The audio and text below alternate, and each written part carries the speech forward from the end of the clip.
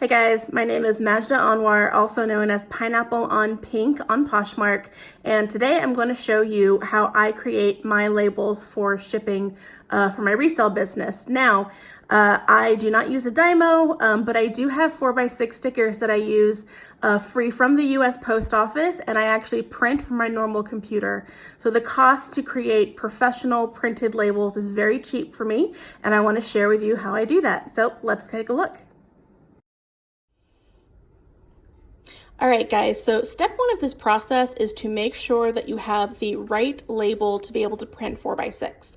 What you're looking at right now is label 228, and this is free from your local post office. You can also order these online. And you want to make sure that it is 228 only because this is the label that has the least amount of stuff on it. You'll notice that it has a border, it has a header, it has a footer, and a from and to. And so you have to get a little creative as to how you're actually going to print on this, which I'm about to show you. All right, guys, the next step in this printing process will be to make sure that you can successfully receive 4x6 shipping labels from Poshmark. So the way that you do this is you go into account settings, and from account settings, you're going to select shipping label settings. Now I'm showing you from my desktop, but it's very similar on the phone app as well. Just make sure that you have selected 4x6. Once you have selected this and saved it, all labels moving forward will now be a 4x6. So you do this, then let's say you've got a sale, got a couple here. Go ahead and when you download the label, it'll come in as a 4x6. Now, I'm not going to click on this because I want to make sure that I keep addresses private. But what I'll do is I'll show you my next step in the process, which is I'm going to open the actual shipping label in Adobe Reader. Now, Adobe Reader is free download. You don't need to have any sort of paid Adobe membership to have the reader. It's what typically people use to open PDFs. And what you see here is I've actually altered this particular PDF again to save addresses, so I'm not showing the world my address or my buyer's address. From here, what I'm going to do is I'm going to click on File, and I'm going to select Print. Now, what you want to make sure before you print is that your printer is set up to to actually take 4x6 paper. So I'll have a quick video to show you that, and then we'll come back to these properties. All right, so now we're at my printer, and what you want to make sure that you do is you take your label, and you have to make sure that's going to fit within your tray.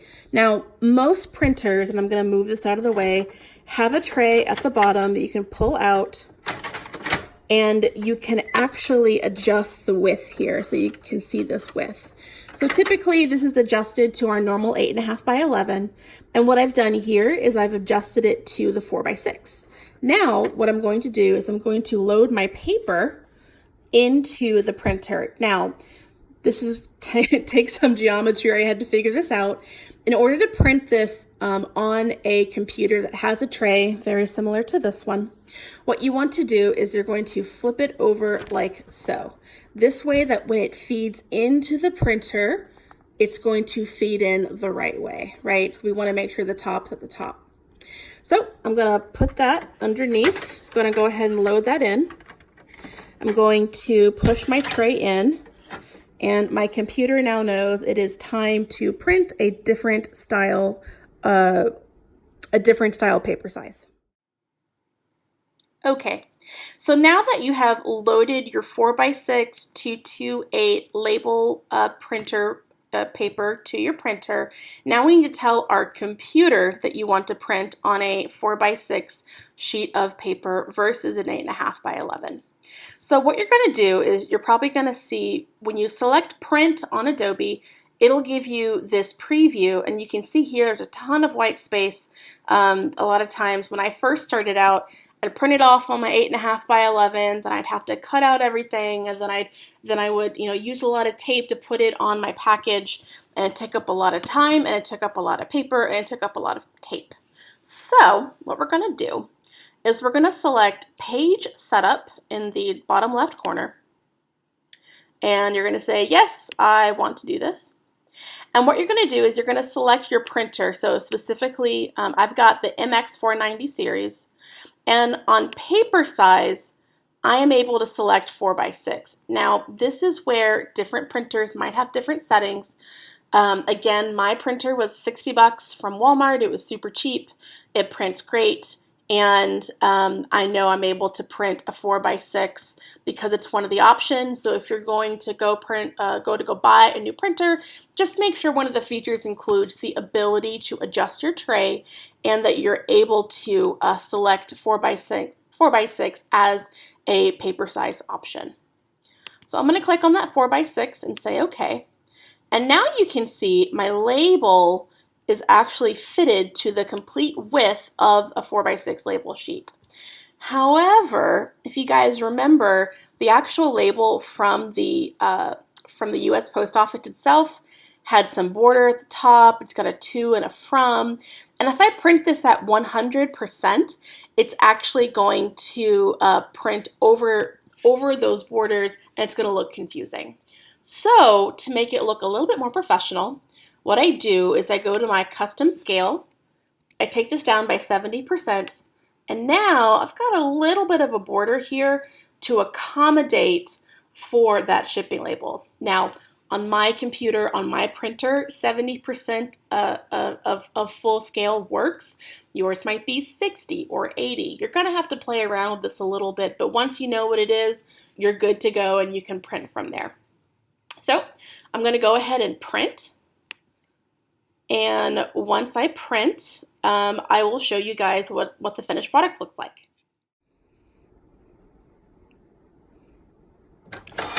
All right, you guys, now we're going to watch my printer magically spit out my newly printed label. So here it is, it's coming out, and here's the final product.